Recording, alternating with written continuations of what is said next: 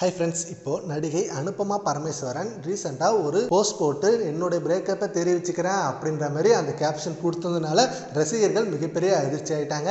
ஏன்னா அனுபமா அண்டு துருவ் விக்ரம் இவங்க ரெண்டு பேரும் தான் இப்போ கொஞ்சம் வருஷமாக ரிலேஷன்ஷிப்பில் இருக்காங்க அப்படின்ற தகவல் சோஷியல் மீடியா ஃபுல்லாக செம்ம வைரலாக போயிட்டு இருந்தது.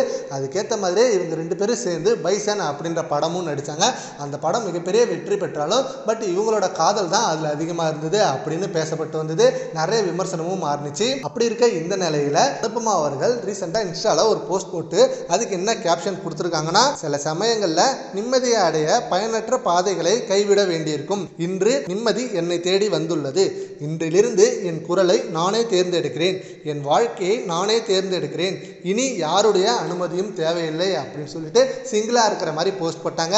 அண்ட் இன்னொரு போஸ்ட்ல மிக நீண்ட காலமாக நான் சொல்ல விரும்பிய ஒரு விஷயம் இருக்கிறது. நீண்ட காலமாக சொல்வதற்கு எனக்கு அனுமதி மறுக்க ஒரு விஷயம். உங்கள் அனைவரையும் நான் நேசிக்கிறேன். எனக்கு துணையாக நின்றதற்கும் என் மீது நம்பிக்கை வைத்ததற்கும் என் வாழ்க்கையை மிகுந்த அன்பால் நிரப்பியதற்கும் நன்றி.